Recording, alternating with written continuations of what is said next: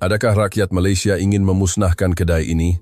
Di sebuah pekan kecil di Malaysia, terdapat sebuah kedai roti yang telah beroperasi selama lebih 40 tahun. Kedai ini dahulunya merupakan kebanggaan pekan tersebut. Namun sejak sebuah pasar raya besar dibuka berhampiran, pelanggannya semakin berkurangan. Penutupan kedai hanyalah menunggu masa. Namun, pada ketika itulah, seorang pelajar tempatan Malaysia datang bekerja di situ. Pada mulanya, kerjanya kelihatan biasa sahaja, tetapi satu cadangannya telah membuatkan suasana di kedai itu menjadi tegang. Dia secara terang-terangan mencabar tradisi yang dipegang teguh oleh pakar roti Perancis selama 48 tahun. Sejak hari itu, kabar angin mula tersebar di pekan. Sejak kebelakangan ini, kedai roti itu ada sesuatu yang tidak kena. Apa sebenarnya yang berlaku di dalam kedai itu? Mengapa orang ramai menyedari perubahan tersebut dan tidak dapat mengabaikannya? Mari kita lihat kisahnya. Di sebuah pekan kecil di Malaysia, terdapat sebuah kedai roti yang telah beroperasi selama lebih 40 tahun. Kedai itu dikenali oleh penduduk tempatan dengan nama mesra Boulangerie Marie. Setiap pagi, aroma roti Perancis yang baru keluar dari ketuhar akan menyelubungi jalanan. Sebelum kedai dibuka, pelanggan sudah beratur panjang. Orang pekan sering berkata bahwa tanpa roti dari kedai ini, hari mereka tidak akan bermula dengan sempurna. Kedai ini telah sebati dengan kehidupan penduduk di situ. Pelanggan tetap yang berusia akan muncul pada waktu yang sama setiap pagi, mengangguk kecil sebagai tanda hormat sebelum menyambut roti Perancis mereka. Ibu-ibu muda pula akan memimpin tangan anak-anak mereka sambil memerhati warna keemasan roti di dalam kotak pameran. Mari mengenali setiap wajah pelanggan, malah tahu kegemaran dan ahli keluarga mereka. Boleh dikatakan, dia bukan sekadar menjual roti, tetapi dia menyokong nadi pagi pekan itu. Namun, arus peredaran zaman mula mengubah segalanya. Sebuah pasar raya besar dibuka berhampiran, menawarkan roti yang lebih murah dan mudah didapati. Generasi muda mula beralih ke pasar raya, dan kelibat pelanggan lama semakin berkurangan. Tanpa sadar, barisan panjang itu hilang. Kedai kini hanya diisi dengan bunyi dengungan ketuhar yang rendah. Mari merenung kotak pamerannya yang kosong dan merasa sayu. Usaha gigihnya selama 40 tahun yang amat dibanggakannya kini sedang terhakis tanpa suara. Mungkin setakat ini sahajalah detik hati kecilnya. Suasana kedai yang sepatutnya hangat kini terasa sunyi dan berat, membuatkan dia sesak nafas. Pekan itu seolah-olah diselubungi krisis yang tidak kelihatan. Setiap kali sebuah kedai roti kecil ditutup, suasana pagi di jalanan menjadi semakin suram. Di sebalik pintu besi yang tertutup, yang tinggal hanyalah papan tanda yang pudar dan hilangnya aroma pembakar. Pakar roti pula sudah berusia. Walaupun tangan mereka masih mampu bekerja, namun semangat mereka tidak lagi tegak seperti dahulu. Budaya roti di pekan ini sedang menuju ke penghujung hayatnya. Akhirnya, pihak berkuasa tempatan mengambil langkah terakhir dengan melancarkan program pengambilan pakar roti muda untuk menarik generasi baru. Poster-poster ditampal di papan kenyataan, mencari mereka yang bercita-cita menjadi pakar roti. Penduduk kampung saling bercerita. Mungkin dengan cara ini, kedai itu boleh diselamatkan. Mari turut meletakkan harapan pada usaha ini. Bukan demi kedainya semata-mata, tetapi kerana dia takut suasana pagi di pekan itu akan hilang selamanya. Pada hari taklimat, Marie dan Pierre duduk bersebelahan di dalam bilik mesyuarat kecil. Di luar, angin sejuk menggoncang dahan pokok, manakala suasana di dalam bilik terasa sangat tegang. Pegawai bertugas mengedarkan risalah yang menjelaskan sistem sokongan, dana bantuan, dan pelan latihan. Bagi golongan muda, syarat-syarat tersebut sangat menarik. Setiap kali mendengar penjelasan itu, sekelumit harapan menyala di hati Marie. Dia hanya memerlukan seorang sahaja yang sudi datang ke kedai ini. Namun, keputusannya amat perit. Bilangan pemohon adalah sifar. Angka pada kertas itu mendedahkan realiti yang kejam. Pegawai itu menundukkan pandangan dan mengeluh. Sudah tiada lagi anak muda di pekan ini yang bercita-cita menjadi pakar roti. Kata-kata itu seperti satu hukuman. Usaha untuk mempertahankan harapan akhirnya membuktikan bahwa harapan itu sudah tidak wujud lagi. Malam itu, Marie menutup kedai sendirian. Jika biasanya pergerakannya lancar, hari ini dia terasa kekok. Tangannya terketar sedikit semasa mematikan suis papan tanda. Apabila lampu terpadam, suasana sunyi menjadi lebih pekat. Roti yang berbaki di kotak pameran kelihatan sangat menyedihkan. Marie membuka buku nota pembakarannya dan meletakkan penselnya. Esok, kurangkan jumlah pembakaran, fikirnya. Dia hampir tidak percaya dia akan berfikir sedemikian. Mengurangkan pembakaran bermakna dia sendiri yang mengecilkan apa yang telah dipertahankannya selama ini. Realiti sedang menekannya tanpa belas kasihan. Perasaan itu tenggelam jauh ke dasar hati, membuatkan setiap nafas terasa berat. Marie memusingkan kunci dan melihat pantulan dirinya pada kaca gelap. Tiada senyuman, hanya matanya yang masih gigih, mencari sesuatu, mencari cara untuk mengembalikan kegemilangan pagi di kedainya. Dia percaya pasti ada jalan lain. Beberapa hari selepas mengetahui tiada pemohon, Marie duduk di hadapan komputer lama di kedainya selepas waktu operasi. Skrin menunjukkan peti masuk yang penuh dengan bil dan urusan pembekal. Tiada perkataan harapan di situ. Tiba-tiba, satu alamat email asing muncul, dari Irfan, Malaysia. Marie mengerdipkan matanya 2 kali. Malaysia juga mempunyai budaya roti, tetapi kedai ini mencari pakar roti Perancis. Adakah ini satu gurauan, kesilapan, atau penipuan? Keraguan mula muncul di pikirannya. Walau bagaimanapun jarinya tetap menekan email tersebut. Surat itu ditulis dengan bahasa Perancis yang sopan, menyatakan keinginan untuk bekerja di situ. Dia menyebut bahwa dia adalah seorang pelajar pertukaran dari Malaysia yang pernah bekerja di kedai roti di negaranya dan mempunyai keinginan yang sangat kuat untuk mempelajari seni roti Perancis. Selepas membacanya, Marie menahan nafas. Selepas keputusan sifar pemohon tempo hari, email ini terasa seperti tidak nyata. Apabila ditunjukkan kepada Pierre, dia mengerutkan dahi tanpa berselindung. Orang Malaysia mahu datang ke kedai roti Perancis? Nada suaranya bercampur antara terkejut dan menolak. Bahasa dan budaya berbeza. Deria penapaian, kekuatan tepung, malah suhu pembakaran pun berbeza. Yang paling penting, dunia roti Perancis tidak mudah. Kerja bermula sebelum subuh, tangan dipenuhi tepung, dan kegagalan tidak dibenarkan. Bolehkah dia bertahan? Keraguan timbul secara semula jadi. Namun, di sudut hati Marie, dia mendengar suara lain. Bukankah satu keajaiban apabila ada orang yang memohon? Adakah kita masih layak untuk memilih? Pierre berpeluk tubuh dan berkata perlahan, "Jika dia hanya mahu menjadikan kedai kita sebagai makmal eksperimen, itu akan menyusahkan." Marie tidak dapat menjawab. Dia hanya merasakan realiti sedang menolaknya ke hadapan. Pada hari temu duga, dalam udara pagi yang dingin, loceng pintu kedai berbunyi lembut. Muncul seorang pemuda Malaysia yang ringkas, rambutnya kemas dan matanya memandang tepat ke hadapan dengan penuh tekad. Dengan suara tenang dan senyuman mesra, dia mengangguk dan berkata, "Selamat berkenalan, nama saya Irfan." Bahasa Perancisnya yang mempunyai telat Malaysia itu tidak sempurna, tetapi setiap katanya menggambarkan kejujuran. Irfan menceritakan pengalamannya bekerja di kedai roti di Malaysia dan betapa dia mengagumi budaya roti Perancis. Dia berazam untuk melakukan apa sahaja demi menimba ilmu. Pierre bertanya dengan dingin, "Roti lembut di Malaysia dan roti keras di Perancis adalah 2 perkara berbeza. Adakah kamu mampu?" Irfan teragak-agak sejenak, tetapi kemudian menjawab dengan jelas, "Apa sahaja yang boleh saya lakukan, saya mahu buat semuanya. Semangat saya untuk belajar tidak akan kalah kepada sesiapa." Mendengar kata-kata itu, hati Marie tersentuh. Dia seolah-olah melihat dirinya yang lama mata yang mempertaruhkan nyawa demi roti. Perasaan yang hampir dilupakan itu muncul kembali. Selepas berfikir panjang, Marie memutuskan untuk mengambilnya bekerja secara percubaan dengan syarat yang ketat. Walaupun begitu, wajah Pierre tetap tegang. Jika dia menimbulkan kekacauan, semuanya tamat serta-merta. Marie mengangguk, namun kebimbangan masih menghantui dirinya. Adakah pilihan ini betul? Adakah ini akan menyelamatkan kedai atau mempercepatkan pengakhirannya? Namun, jika dia tidak melangkah, kedainya pasti akan berakhir. Selepas beberapa hari Irfan bekerja, Marie menyadari perubahan kecil dalam suasana kedai. Bukan dari segi jualan, tetapi sesuatu yang lebih halus. Irfan tidak pernah terlepas pandang, walaupun sedikit tepung yang jatuh di lantai. Walaupun sudah hampir waktu tutup, dia akan mengelap setiap sudut dengan teliti.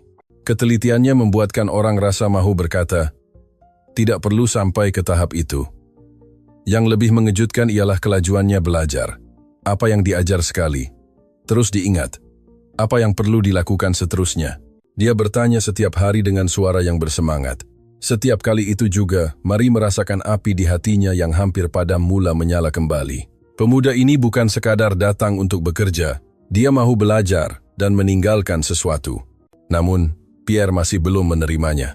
Baginya, roti adalah kebanggaan dan tradisi yang harus dipatuhi tanpa kompromi. Hiasan tambahan akan merosakkan rasa, dan mengubah rupa akan memudarkan jiwa roti itu. Pemikiran ini sudah berakar umbi. Jadi, walaupun dia mengagumi ketelitian Irfan, dia tetap berwaspada, seolah-olah menjaga kawasan dapur daripada pencerobohan. Pada suatu petang, ketika kerja-kerja persiapan selesai dan suasana kedai tenang, Irfan berkata dengan sopan, "Puan Marie, bolehkah saya bercerita sedikit tentang budaya roti di Malaysia?" Walaupun agak hairan, Marie mengangguk. Irfan mula bercerita dengan mata yang bersinar. Di Malaysia, produk roti sering berubah mengikut musim, ada produk edisi terhad, dan kedai akan menggunakan papan tanda tulisan tangan yang kreatif. Semasa musim perayaan, kedai roti akan menjadi meriah seperti pesta. Roti bukan sekadar makanan, tetapi elemen yang menceriakan hidup. Proses memilih roti itu sendiri sudah cukup mengujakan. Marie terkejut. Kedai roti di Perancis adalah tentang latihan yang keras, tradisi, dan kemahiran teknikal yang tinggi. Rasa adalah segala-galanya, dan hiasan tambahan tidak diperlukan. Namun, cerita Irfan membuatkan kedai roti kedengaran seperti satu pengalaman. Marie berasa teruja, sesuatu yang dia sendiri tidak jangkakan. Pierre berpeluk tubuh dengan dahi berkerut, dan apabila perbualan semakin mendalam, wajahnya semakin tegang. Kemudian, ayat penentu itu muncul. Di Malaysia, roti serunding sangat populer. Suasana di dalam kedai serta-merta membeku. Meletakkan serunding daging di atas roti, kata-kata itu seolah-olah menafikan segala logik roti Perancis. Pierre mencebik dan berkata dengan sinis, "Jangan bergurau, roti tetap roti." Meletakkan serunding di atas roti bukanlah satu jenaka yang lucu. Irfan tidak membantah, dia hanya memandang mereka dengan mata yang serius, seolah-olah memberitahu bahwa dia tidak bermain-main. Kesunyian menyelubungi mereka. Marie tidak tahu apa yang harus dilakukan, lalu hanya berkata, "Oh, cerita yang menarik," untuk meredakan keadaan. Namun, dia tahu Irfan mahu menyampaikan sesuatu yang lebih besar. Pandangan mata itu adalah pandangan seseorang yang mahu mengubah sesuatu sama seperti dirinya semasa muda. Hati Marie mula goyah. Keesokan paginya, suasana sangat tenang. Di luar masih berkabus dan jalanan sunyi. Di dalam kedai, aroma manis penapaian dan haba ketuhar memenuhi ruang. Biasanya, ini adalah waktu untuk bekerja dalam diam. Suara Irfan memecah kesunyian. "Puan Marie, bolehkah saya meminta sedikit masa?" Marie menoleh dan melihat Irfan sedang mengikat apronnya dengan lebih kemas. Wajahnya lebih serius daripada biasa. Marie tidak berkata apa-apa, hanya mengangguk. Pintu dapur dibuka. Di atas meja kerja, tersusun roti dengan rupa yang asing. Roti putih berbentuk bujur yang lembut, ditaburi dengan serunding daging berwarna keemasan dan dihiasi dengan sedikit mayonis. Aroma gabungan masin dan manis menusuk kalbu. Marie tanpa sedar menelan air liur. Inilah rupa sebenar roti serunding. Pierre langsung tidak mendekat. Dia hanya mencebik dari jauh. Serunding di atas roti. Pelanggan kita tidak akan memakannya. Kata-kata itu mengandungi ketakutan terhadap tradisi yang dicabar. Hati Marie juga berbolak-balik. Ada banyak alasan untuk menolak. Ini pekan kecil di Malaysia yang mengagumi seni Perancis, dan kedai ini adalah kebanggaannya selama 40 tahun. Meletakkan serunding di atas kebanggaan itu terasa sukar diterima. Namun, kata-kata yang dia ucapkan semalam terngiang-ngiang. Jika tidak mencoba, mana mungkin kita tahu. Jika dia berundur sekarang, perubahan tidak akan bermakna. Irfan menghulurkan roti itu dengan suara yang sedikit tergetar. Bukan kerana kurang keyakinan, tetapi kerana tekadnya. Marie menyambut roti serunding itu. Ia terasa ringan namun mempunyai beban yang besar masa depan kedai ini. Dia menggigit roti itu sedikit. Kesunyian menyelubungi bilik itu selama beberapa saat. Pierre memandang dengan penuh perhatian. Detik seterusnya, bibir Marie terketar. Dia tidak terus berkata sedap kerana dia merasakan, jika dia mengakuinya, prinsipnya selama ini akan runtuh. Namun, rasa yang tersebar di dalam mulutnya bukanlah rasa yang pelik seperti yang dibayangkan. Rasa masin serunding dibalut dengan kelembutan roti dan kelemakan mayonis menyatukan semuanya dengan sempurna. Ia bukan satu percanggahan, tetapi satu keharmonian yang mengejutkan. Mengapa ia begitu serasi? Marie akhirnya bersuara, dan matanya mula berair. Bukan kerana kesal, tetapi kerana kegembiraan yang sudah lama terpendam kini bangkit kembali. Pierre turut menggigit sedikit dengan penuh ragu-ragu. Matanya terbeliak, dan wajahnya yang keras tadi mula berubah. Hanya itu yang mampu diucapkannya. Kesunyian itu membuktikan segalanya. Marie merenung roti serunding itu. Ia bukan sekadar tren seminggu. Ia telah menggoncang logik kedai ini dan menunjukkan jalan ke masa depan. Pada saat itu, Marie yakin bahwa roda kehidupan kedainya telah mula berputar kembali. Keesokan harinya, Marie sudah berdiri di kedai sebelum subuh. Walaupun kerjanya sama, tetapi semangatnya berbeza. Meletakkan roti serunding untuk dijual terasa seperti mencucuk jarum pada tradisi 40 tahun. Apabila loceng kedai berbunyi, pelanggan mula masuk. Biasanya, pelanggan tetap akan membeli baget mereka seperti biasa. Namun hari ini, mereka berhenti di hadapan roti serunding. Ada yang berkerut dahi, tetapi tiada siapa yang menyentuhnya. 5 menit berlalu, 10 menit. Irfan mula kelihatan gelisah. Selepas 30 menit, roti serunding masih tersusun rapi tanpa pembeli. Kebimbangan mula melanda hati Marie. Adakah rasanya semalam hanya khayalan? Adakah suasana pekan ini menolak perubahan? Jika kabar angin tersebar bahwa kedai roti Marie sudah jadi pelik, itu mungkin akan menjadi pengakhiran kedainya. Marie merasa sesak nafas. Pierre hanya mendiamkan diri, manakala Irfan berdiri di situ dengan pandangan yang penuh rasa bersalah namun belum berputus asa. Kedai kembali sunyi, malah aroma roti segar hari ini terasa tidak bermaya. Adakah tindakan mencabar tradisi ini satu kesilapan? Tiba-tiba, loceng pintu berbunyi. Masuklah seorang lelaki tua yang sangat pendiam, yang setiap pagi hanya membeli satu roti Perancis panjang. Semua orang di pekan mengenalinya sebagai seorang yang sangat konservatif dan tidak suka akan perkara baru. Marie berasa sangat cemas. Jika lelaki ini memperlekehkan roti tersebut, habislah semuanya. Lelaki itu berjalan perlahan ke arah kotak pameran. Matanya yang biasanya tertumpu pada baget, hari ini berhenti pada roti serunding. Dia membaca papan tanda tulisan tangan Irfan, roti populer Malaysia, roti serunding. Warna keemasan serunding dan kilauan mayonis memang kelihatan asing di kedai ini. Marie menahan nafas. Dia sudah bersedia untuk dikritik. Namun, secara mengejutkan, lelaki tua itu berkata dengan suara yang tenang, "Saya pernah ke Kuala Lumpur dahulu." Marie terkedu. Lelaki itu tidak menyambung ceritanya. Dia hanya menyatakan fakta itu, lalu tanpa ragu-ragu mengambil satu roti serunding. Dia benar-benar membelinya. Hati Marie terasa hangat, bukan sekadar kerana roti itu terjual, tetapi kerana simbol paling konservatif di pekan itu telah menerima perubahan. Ini lebih bermakna daripada sekadar jualan. Tangan Marie tergetar semasa menyerahkan beg roti. Sebelum beredar, lelaki tua itu menoleh ke arah Marie dan berkata, "Kedai roti yang berani mencabar. Bukankah itu yang sepatutnya?" Tiada senyuman, tetapi kata-kata itu mengubah suasana kedai. Marie merasakan kedinginan di hatinya mula mencair. Bahu Irfan mula tenang, dan kerutan di dahi Pierre hilang. Loceng pintu berbunyi lagi, kali ini bunyinya seolah-olah memecah segala kebimbangan. Roti serunding mula mendapat sambutan. Bermula dari rasa ingin tahu sehinggalah menjadi kegemaran. Pelanggan mula membawa rakan-rakan mereka. Kegembiraan Marie bukan sahaja kerana jualan meningkat, tetapi kerana suasana ceria dan perbualan kembali wujud di kedainya. Ada benda peliklah hari ini." Aduan mesra seperti itu terasa seperti satu rahmat. Irfan kemudian mencadangkan langkah seterusnya. Jika roti serunding menarik hati orang dewasa, langkah seterusnya adalah menarik minat kanak-kanak. Suatu pagi, kedai itu dipenuhi dengan aroma manis karamel. Marie melihat Irfan sedang menyusun roti bulat yang komel dengan lapisan kerak yang rangup di atasnya.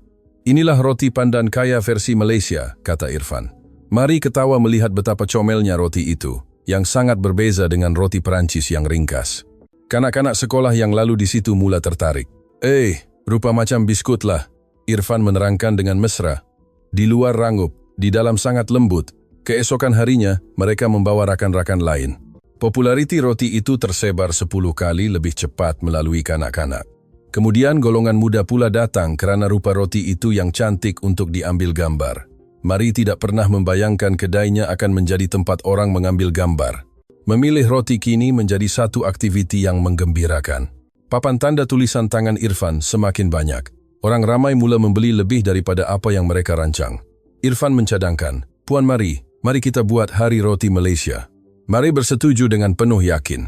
Pada hari kejadian, Marie tergama melihat orang ramai sudah beratur sebelum kedai dibuka. Apabila pintu dibuka, kedai menjadi sangat meriah dengan aroma serunding dan pandan. Inilah roti serunding yang orang ceritakan itu. "Wah, roti pandan ini sangat komel." Suasana itu benar-benar satu keajaiban bagi Marie. Pierre berbisik, "Mari, kedai kita jadi peliklah." Marie mengangguk sambil tersenyum. pelik yang bermaksud hidup kembali. Selepas kejayaan itu, Mari mula berfikir untuk membawa rasa ini ke kampung-kampung sekitar. Irfan mencadangkan mereka menggunakan truk roti bergerak. Sebuah truk lama dibawa keluar. Dan walaupun Pierre pada awalnya skeptikal, Mari berkata, "Daripada yang buruk inilah kita akan lahir semula." Tukang-tukang di Pekan turut membantu membaiki truk tersebut sebagai tanda terima kasih kerana kedai Mari telah memberikan mereka semangat baru. Truk itu dicat dengan perkataan roti serunding, roti pandan, bulan jeri Mari, Pierre. Apabila truk itu mula beroperasi, pemandangan di Pekan berubah. Kanak-kanak melambai tangan ke arah truk itu. Setiap kali Mari mendengar ucapan terima kasih daripada pelanggan di kampung luar, dia menyedari bahawa menjadi pakar roti bermakna harus mendekati masyarakat. Malah, roti tradisional Perancis mereka juga mula mendapat pujian semula.